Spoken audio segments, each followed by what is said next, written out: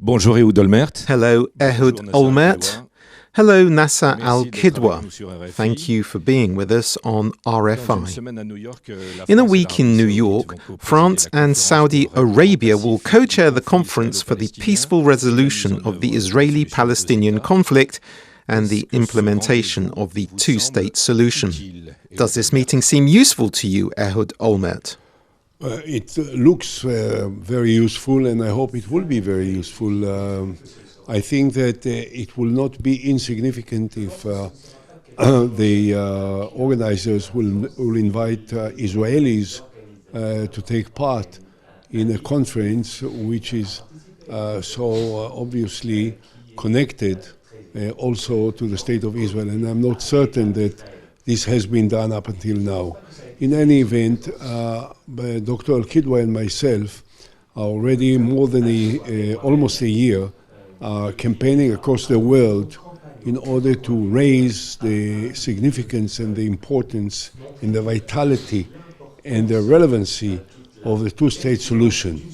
And now that President Macron became a major part of it, together with the Saudis and many other countries in the global alliance, I think it's a positive development which we have to support. Nasser al-Kidwa, are you expecting anything from this New York conference? Well, France and Saudi Arabia obviously are important countries, and this is a good signal. Now, the whole event could become very important and could become very productive. It remains to be seen, but it's my strong hope that it's going to be that. Ehud Olmert, vous savez que la France... Ehud Olmert, you know that France is accused by the Israeli government of leading a crusade against the Jewish state, notably because of this conference. What do you think of this criticism?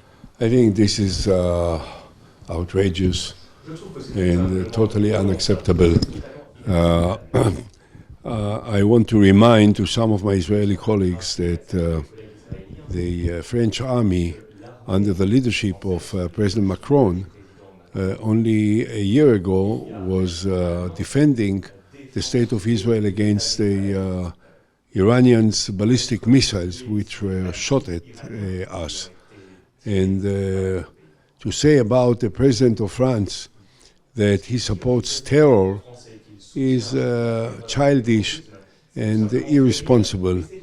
And I hope that President Macron will not be offended. He shouldn't be offended. He is a friend of Israel.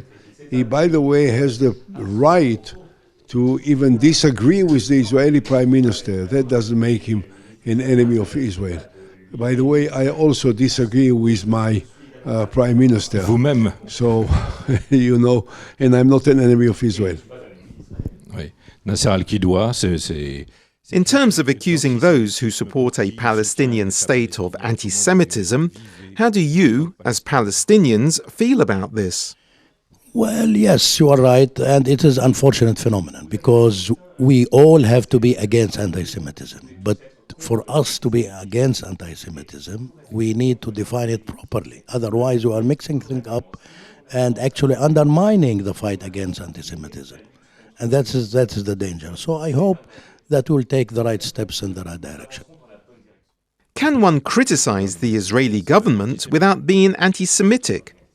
Absolutely, absolutely. And this is one of the major differences because, those belongs basically to the Israeli right, trying to lump sum everybody and to pretend and to show any criticism of the Israeli government as a form of anti-Semitism. And that's nonsense. That's absolutely nonsense. We need to make a clear distinction between the two.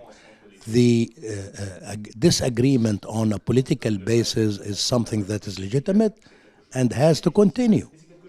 Now, anti-Semitism as forms of obnoxious kind of actions and words against Jews is something that needs to be condemned and need to be fought very seriously. Messieurs, vous êtes à Paris pour... Gentlemen, you are in Paris to promote your peace plan. This plan, which you came up with together, was unveiled last year. Before going into the details, I would like to ask you if you really think it is possible to achieve peace today, after the attacks of October the 7th, 2023, and 20 months of war in Gaza. Ehud Olmert. We already achieved war. So this we did for obvious reasons. I mean, it's quite understandable that the Israeli counteroffensive against Hamas in Gaza was inevitable and unavoidable. They started with this terrible perpetration of atrocities, of killing 1,200 Israeli citizens in their homes, in their bedrooms, in their living rooms, in their pajamas, raping, beheading, killing children, their mothers, the elderly people. So the war was inevitable and Israel had no choice but to do what we needed to do. So there is only one thing which can change the future of this region. And this is a serious, genuine effort to resolve one and for all the historic conflict between us and the Palestinians. First step, we have to end the war in Gaza, return the hostages, release Palestinian prisoners as part of an agreement, and bring in an interim security force made of Palestinians and soldiers from moderate Arab countries that will take over the military control of Gaza to prevent a resurrection of Hamas into any dominant position and complete Israeli withdrawal from Gaza. This is the first step. The second step is the beginning of negotiations for a political agreement on the basis of two states in line with what Dr. al-Kidwa and myself propose, which is the only possible political solution. First will be the regional strategic agreement that will include also a normalization of between Israel and the Saudi Arabia and incorporating the peace that we have with Jordan and Egypt and the Abraham Accords into a wider group of nations, Muslim nations, Arab nations, that can really change the balance in the Middle East. This is the strategy, this is what we have to do. Ehud Olmert, un mot encore. Ehud Olmert, who could convince the current Israeli government to stop its military offensive in Gaza? No one. Personne. That's why. I don't think so. That's why the government has to be replaced soon, and sooner the better. Vous dites personne, pas même le président américain? Well, the American president is not part of the Israeli government, but if you ask me whether the American president can make a difference, yes, he certainly can make a difference. I already said I don't know President Trump. I knew all of the presidents before him. I don't know him. But I think that he has the power, because of the political circumstances now, to summon Bibi into the Oval Office, to the place which he loves most, that both of them will sit in front of the cameras of the White House, and Trump will say to Netanyahu, Bibi, enough is enough. This is it. And if he will do it, it will happen. Nasser al-Kidwa, do you also think that Donald Trump might hold the key, that it is up to the American president to put pressure on the Israeli government? Well, I wouldn't call it a key, but I would call it very important factor, very important element. And of course, as Ehud Olmert said, he can make a difference. Because this is, at the end of the day, the United States, as big as we all know. And of course, it has its weight and it has its impact. Here in Europe, there is talk of suspending the agreement between the European Union and Israel. As a former Palestinian Minister of Foreign Affairs, what do you think about that? Would this measure be useful? Listen, I know that probably we need to take actions to achieve things. It is up to those who might take actions to decide what actions that should be taken. It's not for me to tell the Europeans, for instance, you have to do this or you haven't to do that. It's up to them. They have the ability to decide and to discuss and to decide for themselves. But again, I think actions need to be taken because the situation cannot continue as it is now.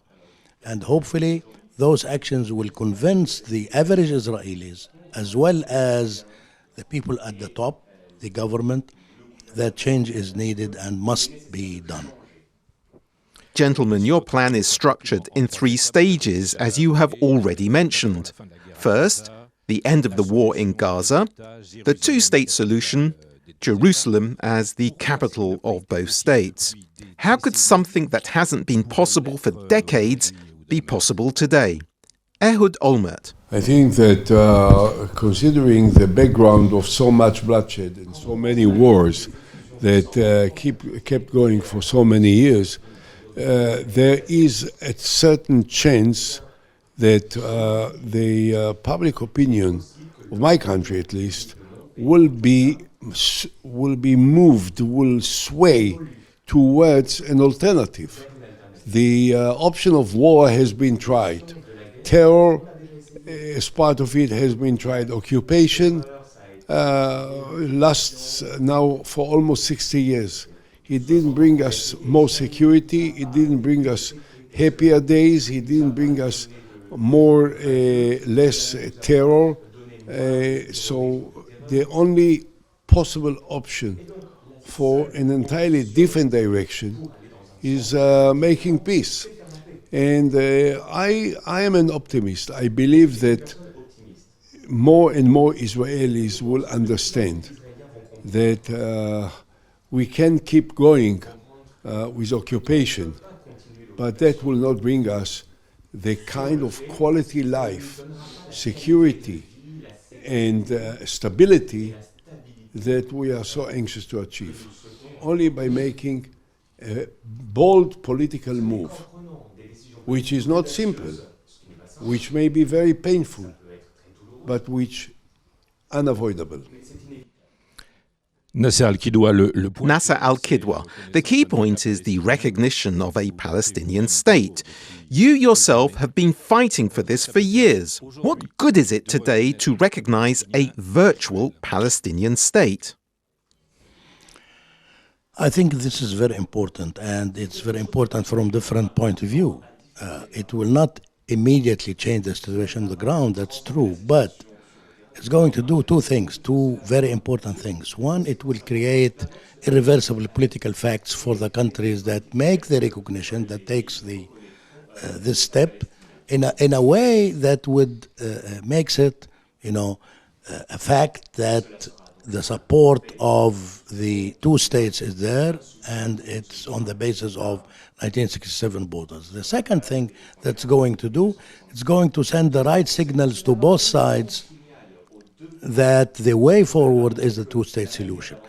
Again, the facts remain the same, but this time we have to do it right. And to do it right means that there is common responsibility between us, that is the Palestinians and the Israelis on the ground, as well as the international community that have to live up to its own responsibilities.